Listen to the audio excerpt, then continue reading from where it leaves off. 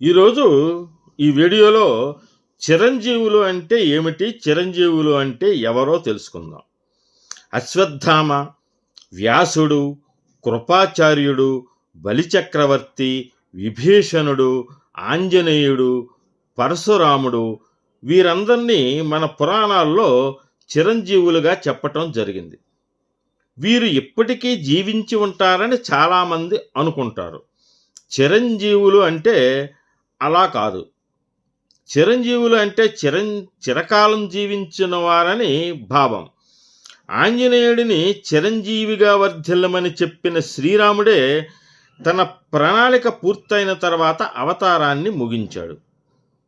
పుట్టినవారు గిట్టక తప్పదు, ఇది ప్రకృతి ధర్మం. అటువంటి శ్రీరాముడే అవతారాన్ని ముగిస్తే ఆంజనేయుడు ఇంకా జీవించే ఉంటాడని చాలామంది నమ్ముతారు. అయితే చిరంజీవులుగా చెప్పబడిన వారి యశస్సు, కీర్తి, శక్తి ఇప్పటికీ ఉండవచ్చు, ఉంటుంది కూడా. ఆ శక్తి మనల్ని నడిపిస్తుంది. అదే చిరంజీవత్వం.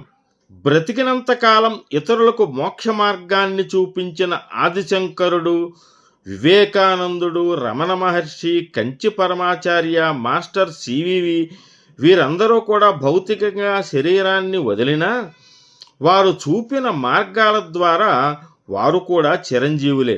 సమాజం కోసం పాటుపడి దేహాన్ని వదిలిన మహనీయులందరూ చిరంజీవులే. ఈ వీడియోని లైక్ చేసి నా ఛానల్ సబ్స్క్రైబ్ చేసుకోవాల్సిందిగా మిమ్మల్ని అందరినీ కోరి ప్రార్థిస్తున్నాను.